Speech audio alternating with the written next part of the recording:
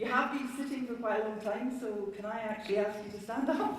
And in doing so, just the brown envelopes, just pop them on the floor underneath your chairs, that would be fab. And we'll just do a wee bit of shuffling of the shoulders, and a wee bit stretching up, and just stretching to the side, get your old spleen working. Watch you don't hit anybody while doing this, please. Bit more shoulder shrugging.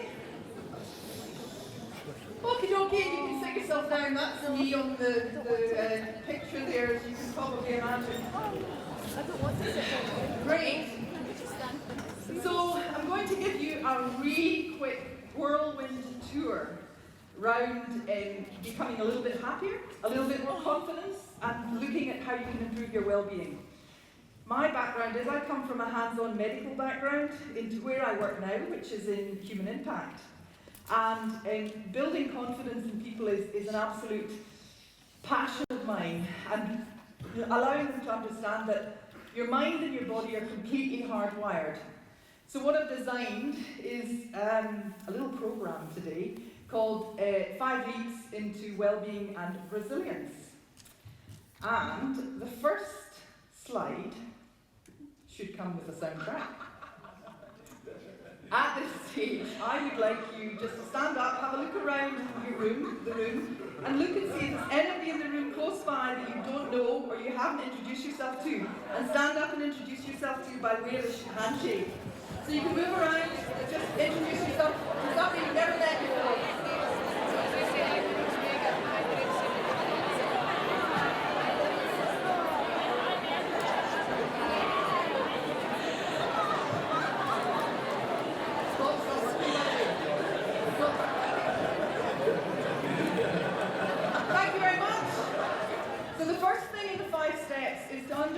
The concept of laughter. I'm assuming when you introduced yourselves just now to each other, you might have done a wee bit of smiling, so you're a bit animated, you didn't just stomp around and say hello, how are you enjoying the day? I'm assuming that you might have enjoyed the interaction and it might have brought a bit of smile to your face. Laughter is physiologically proven to suppress adrenaline and cortisol, which are your stress hormones, the hormones, can't hear it, the hormones that actually G you up and get you tense. So laughter actually brings out endorphins and gives you that happy feeling. And it's a fantastic technique to actually use when you're feeling down. Just be a little bit cautious of where and when you start laughing or burst into a sort of laughter rendition, because you might get taken away in a straitjacket and that wouldn't be ideal. But what you can actually do as well, because laughter is your unconscious mind, it doesn't believe a lie. It doesn't believe anything that is negative. And so if you even force a laughter out, your unconscious mind thinks, well, I feel quite good, I feel happy. Even to the point where if you really struggle laughing when you're feeling a bit negative, you can take a pen or a pencil, and you can do this. And by doing that, what it actually does is it creates what they call, sorry, I'll speak without it. It creates what they call the Duchenne muscles. You lift the corners of your mouth and your unconscious mind thinks, oh, I don't feel too bad, I feel quite good. And that's a super technique to actually go to the loo and just do, So that's the first stage of my leaps to resilience. The fact that endorphins is boosted by bringing laughter into your life more. And have any of you come across laughter yoga? Yeah. And you've done it? Yes, no? Maybe?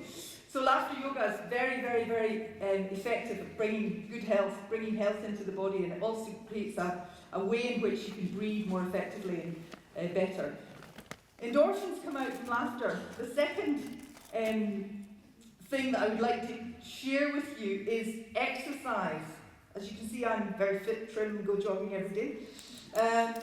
Exercise also has the effect of suppressing adrenaline and cortisol. It boosts the endorphins in your body and it takes away from the flight and fight response. So when you're uptight, when you're feeling anxious, when you're feeling like you can't cope, what happens is your body says, oh, well, it's okay, I'll help you out there. I'll give you some adrenaline, I'll give you some cortisol, and I'll G you up and I'll say, you can run away or you can stay and fight, but you'll be okay because I'll help you out. So adrenaline and cortisol flood into the body to allow you to run away or take fight. This has evolved from our survival instinct. When we were being chased by, I don't know, Neanderthal or wild animal or saber-toothed tiger, whatever it might have been in the evolution process, these hormones were emitted to allow us to either stay and fight or run away. But we don't tend to get many saber-toothed tigers in today's offices and schools. However, our place when we feel uncomfortable, when we feel out of our coping zone, we still get this drip-fed adrenaline and cortisol, which makes you tense, preparing the body to be able to run away or fight. So by actually doing exercise, what you're doing is you're using up those hormones, those stress hormones that come on when you feel like you can't cope. So when you're in a situation perhaps that you feel uncomfortable, you feel outside that place of relaxation, you can actually just take yourself away and use up those hormones by going for a walk. You can also fight, but not probably the best way of using the hormones up. I would suggest the best to do is to get out, go for a walk, get some fresh air, etc. because you'll actually use up adrenaline and cortisol. So exercise is the second of the LEAPS program. So laughter and exercise. So, brown envelopes at the ready. The unconscious mind is a phenomenal piece of equipment. It's our foundation. It's the thing that makes our perceptions and our behaviours. Our unconscious mind is the foundation for how we perceive things and how we actually then behave and how we reflect and project on other people. When we use words, the more negative the words are, the more it reflects in us within our non-verbals and our verbal language. So we would start to, if we, how are you today? I'm not bad, thanks. Yeah, not too bad. Okay. The negative language, I'm trying to think of other language that we constantly use. Scotland's quite good at putting themselves half empty rather than half full. We're not that great at saying, I feel really great today, thank you. I'm in a good place. So language choice, what you say when you speak, will determine what you project on other people. So if you think and take a step back before you actually open your mouth, it reflects in your unconscious, which then comes into your conscious, and starts to make you feel that little bit more positive.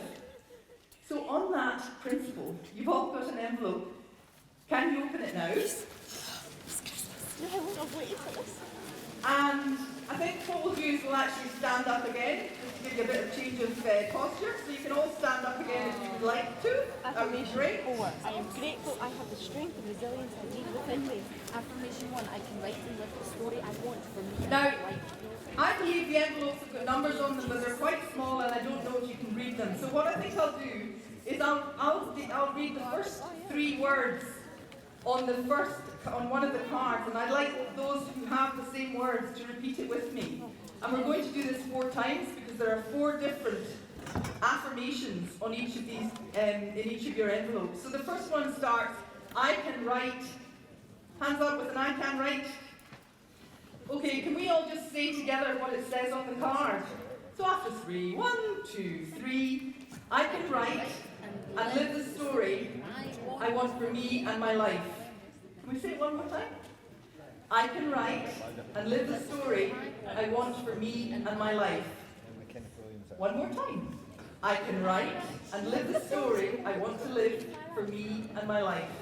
Thank you very much. So the second one goes, I am enough. Hands up for the I am enoughers. Fabulous. So, I am enough, and I will let go of what is not serving me.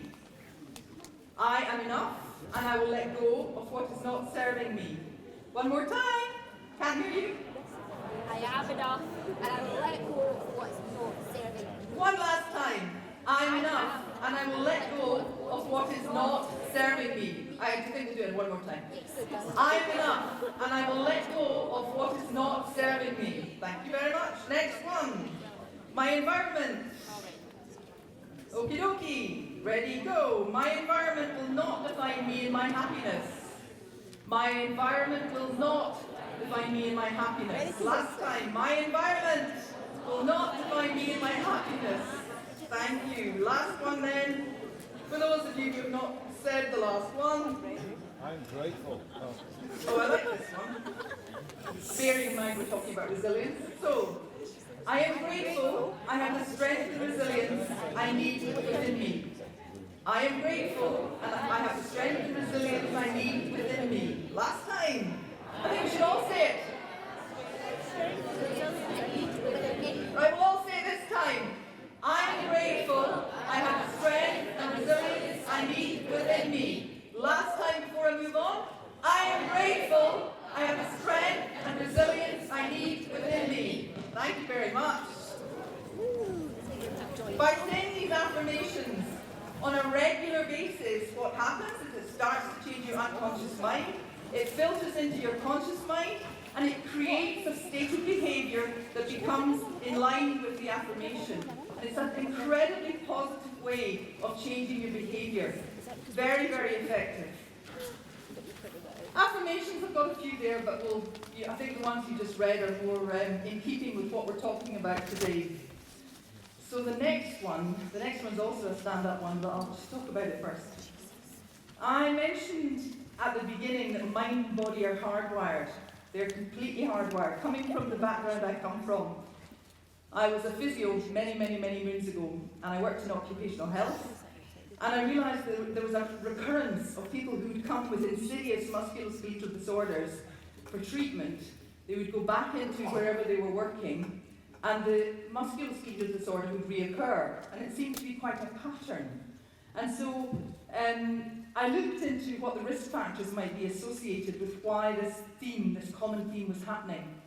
And it was determined that, in fact, it wasn't what they were doing that was the issue, it was how they felt about what they were doing was the issue. So it was about how they were perceiving either their communication peer-to-peer or the work they were doing, and whether it was making them stressed or happy. Happiness at work is a huge thing relating to your well-being nowadays. Huge plus in relation to your well-being. So this idea that musculoskeletal disorders were happening as a result of people becoming stressed, and as a result of that, their bodies becoming tense because of what I mentioned previously about cortisol and adrenaline. They were holding on to tension, and then whatever they were doing in the workplace was the final thing that might kick them into having upper limb problems, back problems, neck problems, headaches, and it was just recurrent. And that's what took me in my journey of going through coaching, NLP, leadership, etc., because I believe the influence we have on each other, both internally with ourselves and how we project on others, is absolutely huge. It has an enormous effect. So as teachers, which many of you are, when you first walk into your classroom, and perhaps you've had, an argument at home, or you've had traffic getting into work, or something previously has brought you down and eaten a little bit of your resilience, how do you think you walk into that classroom? What state of mind are you in when you go into the children, to your kids, to your pupils? Do you walk in feeling bright, sunny, energetic, can't go off the red carpet? So do you walk in feeling very, very positive? Or do you walk in feeling, oh, God, here we go, got a full day, a bit tired, not even started yet? That process of how you use your body is immediately picked up by anybody with whom you're working with. And it's very, very powerful to change your posture, to think about your mindset before you enter the room. It takes up to 3 seconds for your non-verbals to be transmitted unconsciously to the people that you're with. And they then decide the rapport that's going to be built between you and them. So that thinking about your posture, how you are as an individual is fundamental if you want to gain rapport and energize people and project that positivity. There's been huge research on positivity, on gratitude, on saying thanks, and what it actually does to human beings, and it's enormous, and it's continuing research. So, to that end, interestingly enough, the more space that you occupy when you are using your posture, the better you feel. Have any of you seen Amy Cuddy's TED Talk? If you haven't, I would definitely recommend watching Amy Cuddy. She talks about the links between body postures, non-verbals, and mindset. So can you all stand up yet again? Up and down, up and down. And what I want you to do is, without hitting anybody next to you or punching anybody in the face or elbowing anybody in the ribs, occupy as much possible space as you can. So really, really big space. I even thought it was just been a weekend, but they're quite I can't see if you're doing it, but really hold as much occupancy of the air if you can. By doing this, what you're doing is you're changing. Do you know who we have the phone? Do you know who we have the phone? Okay, thank you. If you sustain that for 2 minutes, what you're actually doing is changing the chemicals in your body again. You change into, a power pose has an effect on testosterone, which makes you feel confident. You know the Wonder Woman scenario? Wonder Woman scenario changes the confidence. And you'll notice with kids, you'll see their non-verbals, and you'll be able to link their non-verbals with their state of mind just by looking to see how they move, how they walk, and how they sit in their chairs. And it's a fantastic technique just to use in the classroom. Let's all start the class today by occupying as much space as we can. Let's just walk around like that. Let's just put smiles on our faces and actually move. That changes the dynamic of the classroom before you actually start. It's very, very powerful. So that is the fourth of the LEAPS program. And lastly, and I would say most importantly, is what I call your SOB scale. So, how often do you stop? And I reflect on this because I think it was Liam mentioned about checking in with self. How often do you stop and check in with self? We're constantly being bombarded by stuff, you know, and it's only increasing because technology is now 24/7. So we're constantly on the go with mental stuff coming from the outside. And if we're working from the outside in all the time, that becomes the determining factor of how you are as an individual. The only way you can change that is to touch base with yourself and to check your SOB scale. And your SOB scale is your state of being. Your state of being. How do I feel? How often do you ask yourself that question? Am I feeling a bit grumpy? Am I feeling a bit down? On that scale of, let's say, 1 to 10, am I feeling just that everything's getting on my case and I just can't seem to lift myself out of it? Or are you feeling fantastic? I'm feeling great today. Or you're somewhere in the middle. Having checked in with your SOB scale, having just reflected and done a little bit of self-reflection, are you then able to say, well, if I'm feeling like that, what is it that's making me feel like that? What are the things that are making me feel, or... Once you do that, it starts to allow you to be much more self-reflective and much more resilient to the external factors that are constantly and ever increasing to push us beyond perhaps sometimes where our capacity lies. So I would encourage you all to think about your state of being. I would say daily.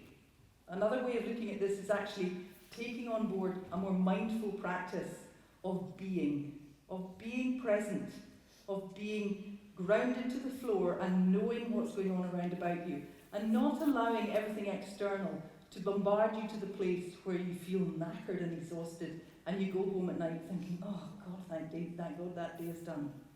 The only one thing you have control over in life is yourself.